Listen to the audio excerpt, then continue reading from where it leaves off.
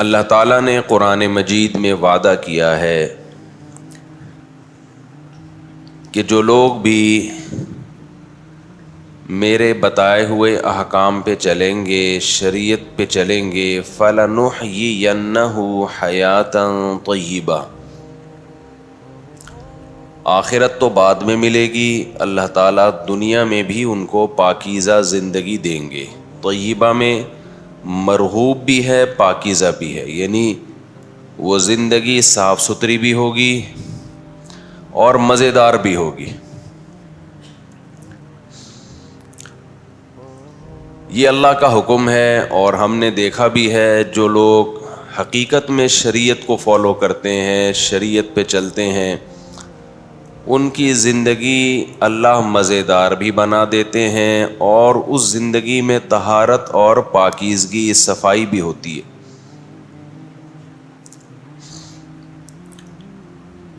اب یہ جو اللہ تعالیٰ زندگی کو پاکیزہ بنا دیتے ہیں، پاکیزہ کا مطلب پاکیزگی میں خود ایک لذت اللہ نے رکھی ہے۔ آپ جب میلے کچیلے ہوتے ہیں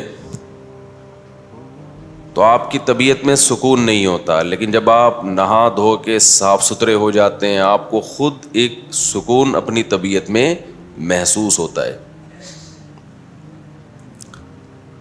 تو پاکیزہ کا مطلب یہ ہے کہ باطنی طور پہ، روحانی طور پر آپ کو طہارت محسوس ہوگی۔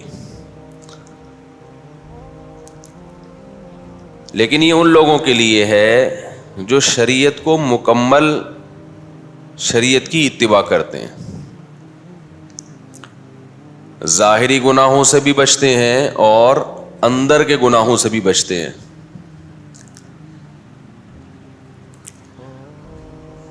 اندر کے گناہ کیا ہیں؟ دل سے دنیا کی محبت نکالنا۔ دنیا کی محبت کیا ہے؟ مال کی محبت اور جاہ کی محبت۔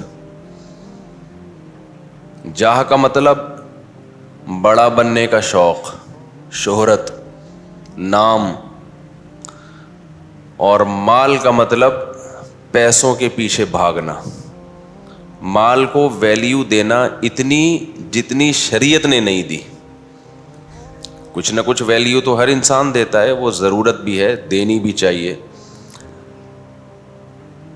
لیکن جتنی اوقات نہیں ہے مال کی، اس کو اس کی اوقات سے زیادہ بڑھا دینا۔ دیکھو آپ کے گھر میں مختلف قسم کے لوگ آتے ہیں آپ سے ملنے کے لیے، تو ہر ایک کو اس کی اوقات کے حساب سے ڈیلنگ کرتے ہو نا۔ ہاں کر لے کرے، یوں یوں کر، مجھے پتہ چل جائے کہ روزے کا مطلب یہ تو نہیں چپ ہی بیٹھے رہیں گے۔ آپ کے گھر میں کوئی بندہ آیا، ایس ایچ او صاحب آ گئے، ڈی ایس پی صاحب آ گئے، ایک دم آپ کھڑے ہو جاؤ گے، سر آئیے بیٹھیے، آپ ہمارے ہاں آئے، ہماری خوش قسمتی۔ چائے کا پوچھیں گے، کھانے کا پوچھیں گے، سیلفیاں بھی لیں گے، دوستوں کو دکھائیں گے ڈی ایس پی صاحب کے ساتھ بیٹھا ہوا ہوں۔ آپ کے پاس کوئی اس سے چھوٹے درجے کا آدمی آ گیا، عام پولیس والا آ گیا، السلام علیکم سر، خیریت سے ہیں؟ طبیعت ٹھیک؟ چائے کا کبھی پوچھیں گے، کبھی نہیں پوچھیں گے۔ اور پولیس کو جب آپ چائے کا کہتے ہیں تو چائے کا مطلب کچھ اور ہوتا ہے، اور وہ بھی جب کہتے ہیں نا چائے پانی، تو مطلب کیا ہوتا ہے؟ کچھ اور ہوتا ہے۔ آپ کے پاس ایک بھکاری آ گیا، اگر آپ عزت دار ہیں تو بھکاری سے بھی عزت سے ملیں گے، دھتکاریں گے نہیں، لیکن نہ اس کو آپ اپنے گھر میں بٹھائیں گے۔ دل میں جگہ دینا تو بہت دور کی بات، گھر میں بھی آپ اس کو جگہ نہیں دیں گے۔ گیٹ پہ کھڑے کھڑے اللہ کا کے لیے معاف کر دو، یہ کہیں گے نا۔ بہت زیادہ عزت دی، بھائی معاف کر دو، یا 50 روپے پکڑا دیے اس کو، 10 روپے پکڑا دیے، 5 روپے پکڑا دیے، دیکھتے بھی نہیں اس کی طرف۔ آیا ہے، ہاں بھی ایک انسان ہے، بدتمیزی نہیں کرنی چاہیے، دھتکارنا نہیں چاہیے۔ یا تو 50 روپے ادھر منہ کر کے پکڑا کے نکل لو گے آگے، یا یہ ہوگا کہ معاف کرو بھائی, اور اپنا راستہ آپ لے لو گے. زیادہ چپک گیا تو پھر غصہ آئے گا آپ کو, بھائی بول دیا نا, کیوں خون کیوں پی رہا ہے, یہی بولو گے نا. ابے 50 روپے دے تو دیے, کیا کیا وراثت لے گا مجھ سے؟ کراچی کا ہوگا تو پھر یہ اسٹائل میں بات شروع کر دے گا کہ جائیدادیں تیرے نام کر دوں. پھر وہ اور پیسے مانگے, ابے ہٹا کٹا ہے تجھے تو شرم نہیں آتی, کوئی کام دھندا کر جا کے. جیسے جیسے چپکے گا آپ اس کو اور زیادہ دھتکارو گے. بہت زیادہ چپک گیا پھر آپ تیش میں آ جاؤ گے, پہلے لگاؤں گا, کیا سمجھتا ہے تو 50 بھی ایسے ہی دے دیے میں نے تیرے کو. تو جس کی جو آپ کی نظر میں اوقات ہے اس سے ڈیلنگ بولو اسی اوقات کے حساب سے ہو رہی ہے. تو اللہ میاں یہ نہیں کہتے کہ دنیا کو دھتکارو, پیسہ آ رہا ہے, شہرت آ رہی ہے, عزت آ رہی ہے, دولت آ رہی ہے, خواہشات پوری ہونی, دھتکارنا شروع کر دو, لاتیں مارو. نہ نہ نہ, ایسے نہیں کرو, یہ بدتمیزی ہے. یہ کیا ہے؟ بدتمیزی ہے, ٹھیک ہے نا. بعض لوگ زیادہ فنٹر بننے کی کوشش کرتے ہیں, لیکن لفٹ ایسے کراؤ دنیا کو جیسے بھکاریوں کو کراتے ہو. کیسے کراؤ لفٹ دنیا کو؟ جیسے بھکاریوں کو کراتا. 2 ٹکے کی اوقات نہیں ہے. دنیا آ رہی ہے, ٹھیک ہے جی, آئیے تشریف لائیے, چائے وائے کا پوچھ لو, چائے کا بھی نہیں پوچھو. ڈیلنگ کرو, اس پیسہ ویسا آ رہا ہے, ٹھیک ہے بھائی, آنے تو اچھی بات ہے یار, اس کے لیے کوشش بھی کرتا ہے انسان. زیادہ فیری کرانے کی کوشش بولو نہیں کرو. زیادہ فری, اب پتہ کیسے چلے گا زیادہ فری کرا رہے ہو کہ نہیں کرا رہے؟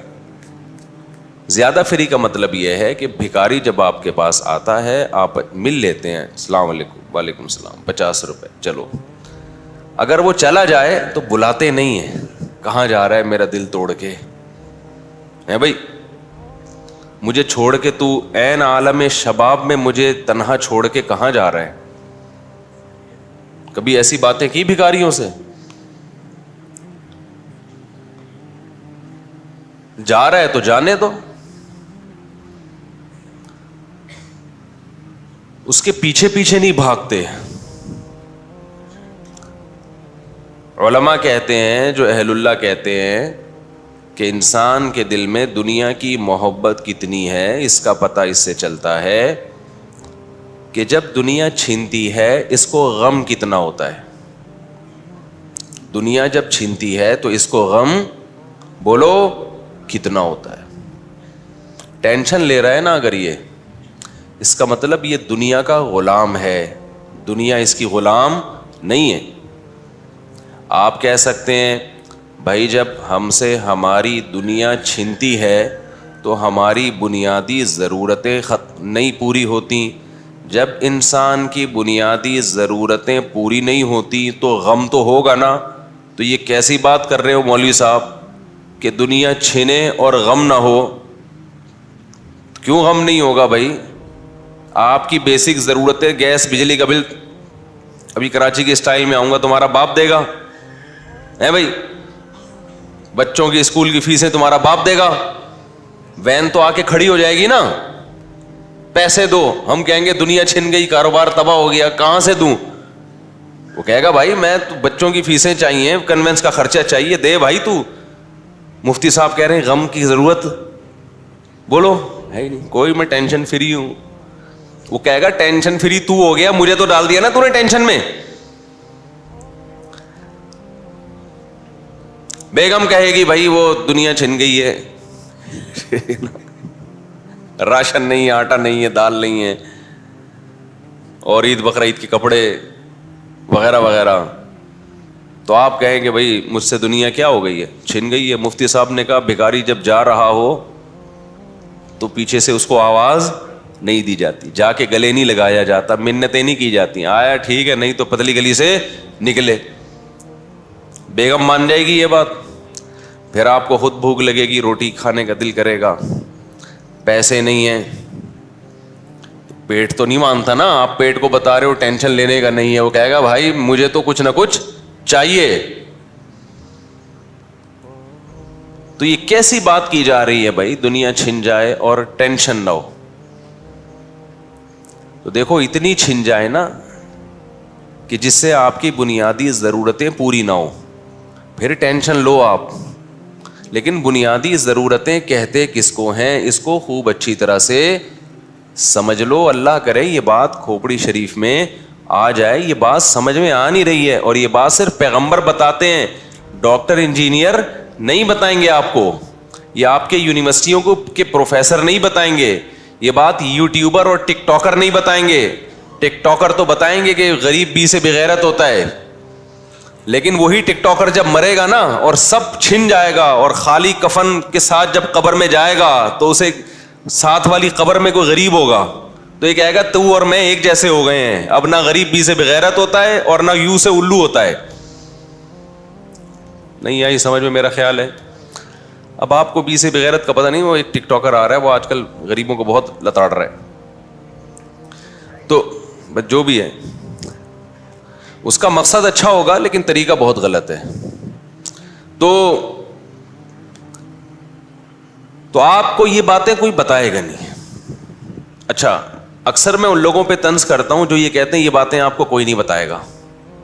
کچھ لوگ ایسے آ گئے ہیں نا جو یہ کہتے ہیں, کچھ ڈاکٹر ایسے ہیں جو صحت کے نسخے بتاتے ہیں اور کہتے ہیں یہ کوئی ڈاکٹر نہیں بتائے گا آپ کو. تو کہتا تو کیا مریخ سے آیا ہے بھائی, تو ہی بتائے گا, باقی انہیں کیا پڑھا ہے. یار آپ لوگ کو کیا ہو گیا. دیکھو میں اکثر ان لوگوں پہ رد کرتا ہوں جو یہ کہتے ہیں کہ یہ بات آپ کو کوئی نہیں بتائے گا, مطلب صرف میں بتا رہا ہوں, مطلب یہ کوئی الگ فلم آئی ہے مارکیٹ میں. بھائی تو اکیلا کیوں بتا رہے یہ باتیں, دنیا کیا گھاس کھاتی ہے, کیا انہوں نے کچھ اور پڑھا ہے, تو کہیں مریخ سے پڑھ کر آیا ہے کیا. تو یہ جو جملہ ہے نا, یہ بات میرے علاوہ کوئی نہیں بتائے گا, یہ بڑا ڈینجرس جملہ ہے. یہ سمجھ لو کہ یہ بندہ بتانے والا گڑبڑ کر رہا ہے.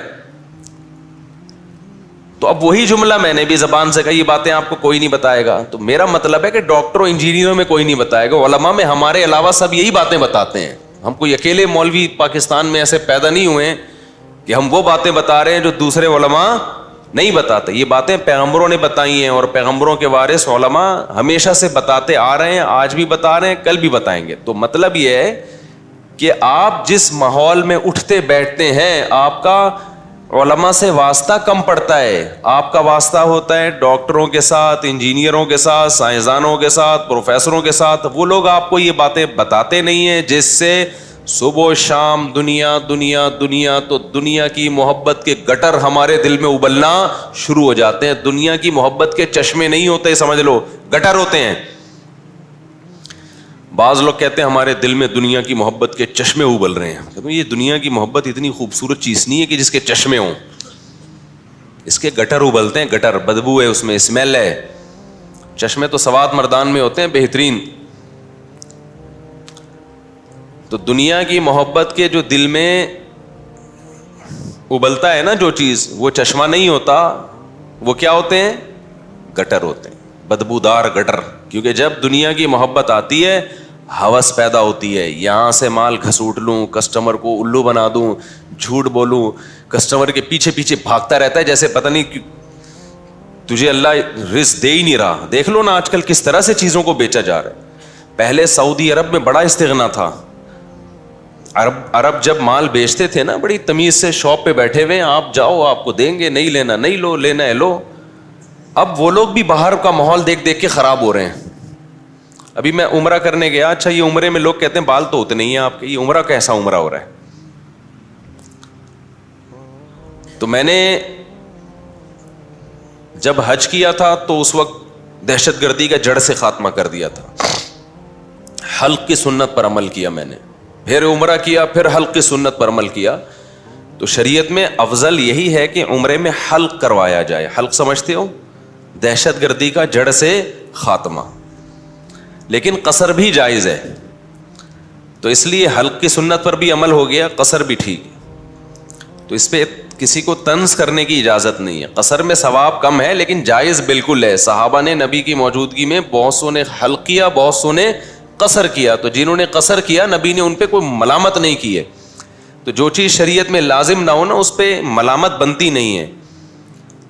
ایک صاحب کہنے لگے اس میں تو 6 عمریں اور ہو سکتے ہیں, اتنے بڑے بال ہیں یہ آپ نے کٹوائے کیا؟ تو میں نے اتنے بال پورے سر کے کٹوائے ہیں. اب آپ کو بڑے اس لیے لگ رہے ہیں کہ پہلے اس سے بھی بڑے تھے.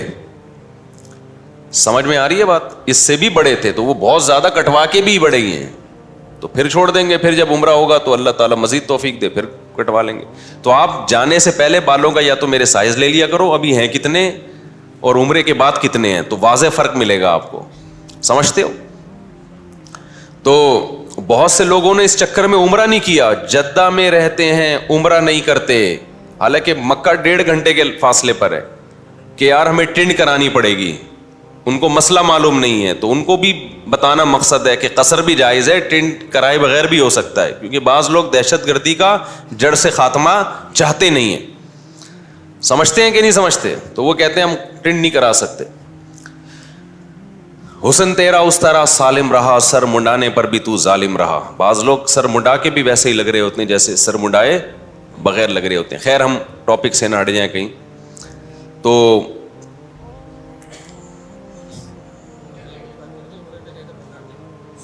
ہاں میں سعودی عرب کی بات کر رہا تھا کہ اس دفعہ میں جب عمرے پہ گیا تو کہیں شاپ کے قریب ہم گزر رہے تھے, ایک عربی پیچھے, ہاں بھائی حاجی صاحب یہ آپ ہماری شاپ میں آئے. میں نے کہا یار یہ عربوں کو ہم نے اس طرح دیکھا نہیں تھا. شاپ میں بیٹھے ہوتے تھے, آپ آئیں موسٹ ویلکم, کیا چاہیے, یہ چاہیے, اچھا اتنے کا ہے, لینا ہے لو ورنہ پتلی گلی سے نکلو. اب ان کو کیا ہو گیا, پیچھے بھاگ رہے ہیں. عربوں پہ یہ اچھا نہیں لگا, مزہ نہیں آیا.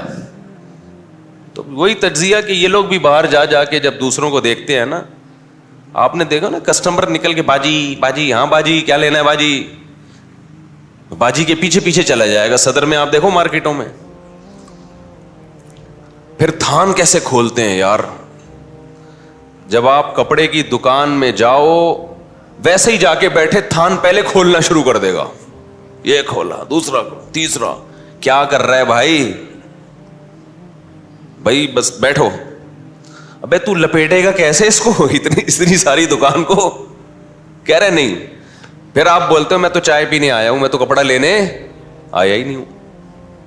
پوچھتے بھی نہیں ہے کہ تم آئے کس سلسلے میں ہو. بعض دفعہ ویسے ہی آیا ہوتا ہے کہ یار ویسے ہی تھک گیا تھا چلتے چلتے. خیر وہ ان کا اپنا مسئلہ ہے کیسے تجارت کرتے ہیں. لیکن جب انسان میں ہوس ہوتی ہے, میں ان کو ہوس نہیں کہہ رہا کہ کئی جو تھان کھول کے رکھ دیتے ہیں, لیکن اتنی بات ضرور ہے کہ بالکل کسی کے گھر تک پہنچ جانا, راستہ روک کے اس کو کہنا یہ لے لو, یہ غیر مسلموں سے, انگریزوں سے ہمارے ہاں آیا ہے. یہ مسلمانوں کا اصل طریقہ نہیں ہے. بہت سی چیزیں ہمارے پاس غیر, ان کا تو بزنس ہے, بزنس میں وہ سب کچھ کرتے ہیں. ٹھیک ہے جھوٹ نہیں بولتے, دھوکہ نہیں دیتے, لیکن اس کے علاوہ بھی کچھ چیزیں ہوتی ہیں. شریعت نے ہمیں حکم دیا ہے کہ استغنا کے ساتھ تجارت کرو. آپ چیز اتنی معیاری رکھیں اور اس کو آپ پروموٹ کریں, اس کے ایڈورٹائزمنٹ کریں, اس کے بعد جس نے لینا ہے لے, نہیں لینا آپ آرام سے بیٹھو بھائی اپنی شاپ پہ. تعویذ رکھ رہے ہوتے ہیں دوسروں کی دکانوں پہ کہ اس کی شاپ بہت چل رہی ہے, کوئی تعویذ رکھ لوں بند ہو جائے, میری شاپ چل نہیں رہی. دوسرے کی جڑیں کاٹنا شروع کر دی ہوتے ہیں, کسٹمر کو چپ کے بتا رہے ہیں بندہ ٹھیک نہیں ہے, مقصد ہے اس کی دکان بند ہو جائے. تو میں یہ کر رہا تھا کہ ممکن ہے آپ کے ذہن میں یہ سوال ہو کہ بھائی جب دنیا چھینے گی ٹینشن تو ہوگی, بنیادی ضرورتیں جب پوری نہیں ہوں گی تو پھر کیسے ہو سکتا ہے کہ ٹینشن نہ ہو. ٹینشن تو ہوگی. تو خوب سمجھ لو, ہماری بنیادی ضرورتیں وہ نہیں ہیں جو ڈاکٹر بتاتے ہیں, ہماری بنیادی ضرورتیں وہ نہیں ہیں جو معاشی ماہرین بتاتے ہیں, اکنامکس بتاتے ہیں, ماہرین معیشت بتاتے ہیں. ہماری بنیادی ضرورتیں وہ نہیں ہیں جو تاجر بتاتے ہیں, ہماری بنیادی ضرورتیں وہ ہیں جو محمد صلی اللہ علیہ وسلم نے بتائی ہیں. آپ نے آخرت کو سامنے رکھ کر ضرورت بتائی اور آج دنیا میں جو بھی بتاتا ہے کہ یہ آپ کی ضرورت ہے وہ آخرت کو سامنے نہیں رکھتا، بلکہ وہ موت کو بھی سامنے نہیں رکھتا ہے. وہ موت بھی سامنے نہیں رکھتا ہے. آخرت تو بہت دور کی بات ہے. وہ دنیا کو مسافر خانہ سمجھ کے بتا ہی نہیں رہا ہوتا. وہ ایسے بتاتا ہے جیسے ہمیشہ بولو یہاں رہنا. مثال کے طور پر آپ جب گھر بنا رہے ہیں تو سریے والے سے جب آپ رابطہ کریں گے بنیادوں میں سریا ڈالنے کے لیے، تو وہ آپ کو بتائے گا بھائی اتنا سریا ڈالو، اس سے کیا ہوگا، 200 سال تک یہ بلڈنگ چلے گی. تو وہ دیکھ رہا ہے کہ کیلکولیشن کر رہا ہے آپ کی ایج کتنی ہے بھائی. اس کو اس سے غرض تھوڑی ہے بھائی، اس کو پہنانا ہے، اس کو ذریعہ کیا کرنا ہے، پہنانا ہے. اور آپ پہن کے آ جاتے ہو، آپ کروڑوں روپے لگا دیتے ہو، حالانکہ آپ کی ہڈیاں بھری ہونا بولو شروع، اس میں کیلشیم ختم ہونا شروع. ڈلوانا تو اپنی ہڈیوں میں سریا تھا، ڈلوا کہاں دیا، ادھر ڈلوا دیا. حالانکہ ابھی پتہ ہے یار تھوڑے دن میں جنازہ اٹھنے والا ہے، تھوڑے دن میں چارپائی گھر سے نکلنے والی ہے، اور دیکھ بھی رہے ہیں نکلتے ہوئے. اس نے بنایا تھا نکل لیے. اکثر جو لوگ گھر بناتے ہیں بیچاروں کو خود رہنا نصیب نہیں ہوتا. پھر میں کہوں گھر بنانے کے میں خلاف نہیں ہوں، میرے بیانات کو لوگ غلط چلا دیتے ہیں، وہ اس کی میں ڈیٹیل کئی بار بیان کر چکا ہوں، بھی میں دوبارہ ڈیٹیل میں نہیں جاؤں گا. تو سریے سے دل لگانا، گھر کے پلر سے دل لگانا، اتنی موٹی دیواریں، اتنا موٹا پلر، خود بھی تو اتنا موٹا ہے، مرے گا بھی تھوڑے دنوں میں. جو زیادہ موٹا ہوتا ہے ڈاکٹر کہتے ہیں اس کے چانس جانے کے کیا، معذرت کے ساتھ اس کے چانس، پتلے پھر بھی نکل لیتے ہیں. پتلوں کو ہم نے دیکھا ہے کچھ نہ کچھ گزارا چلا لیتے ہیں نا آگے تک، کیونکہ پتلا جو ہے نا ہر جگہ سے نکل جاتا ہے. تو فرشتے سے بھی وہ تھوڑا سا یوں کر کے نکل جاتا ہے. فرشتہ کہتے ہیں چل جانے دے یار.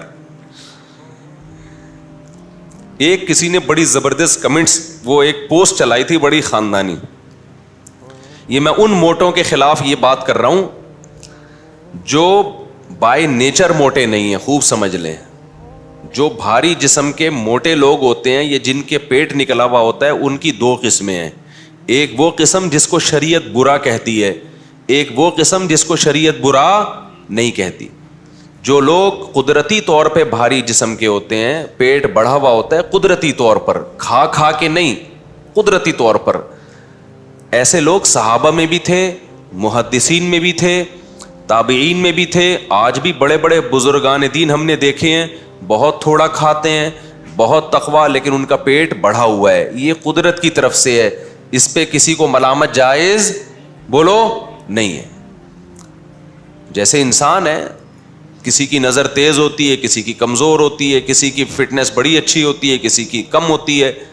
تو حدیث میں آتا ہے اللہ تعالیٰ تمہاری شکل کو، تمہارے جسم کو نہیں دیکھتے کہ موٹے ہو، پتلے ہو، دبلے ہو، کالے ہو، گورے ہو، یہ نہیں دے. ہم لوگ تو فٹنس دیکھتے ہیں سامنے والے کی، اللہ نہیں دیکھتے. اللہ کیا دیکھتے ہیں؟ اعمال اور تمہارا دل، دل میں کیا ہے اور ظاہری عمل کیسا ہے، اللہ اس کو دیکھتے ہیں. تو اس لیے میں جب یہ بات کرتا ہوں تو ایسا نہ ہو کوئی بھاری جسم کا ہو آپ کے دل میں اس کی برائی آ جائے. آج بھی میں ایسے علماء کو جانتا ہوں، بہت پرہیزگار ہیں، بڑے اللہ والے ہیں، بہت تھوڑا کھاتے ہیں، لیکن ان کا پیٹ بھی نکلا ہوا ہے، ان کی باڈی بھی بھری ہوئی ہے قدرت کی طرف سے. یہ انگریزوں میں بھی ہوتے ہیں، ڈاکٹروں میں بھی ہوتے ہیں. ایک حکیم صاحب آئے 75-80 سال کے، 80 سال ان کی عمر ہوگی، چند سال پرانی بات ہے، اور کہنے لگے میں ایک شادی کرنا چاہتا ہوں، کوئی رشتہ ہو تو بتا دیں. میں نے کہا بھائی میں رشتے وشتے نہیں کراتا، قبلہ حکیم صاحب. اچھا، ان کا پیٹ بھی نکلا ہوا، جسم بھی گول، لیکن ایج بہت اور فٹ فاٹ، چل پھر رہے ہیں اور زبردست بات چیت، لگتا تھا کہ جوان ہیں، اندر سے زرخیز ہیں. تو ایسے ہوتے ہیں، لیکن فٹنس کیا ہے؟ آڑی ترچھی ہے، وہ قدرت کی طرف سے ہے.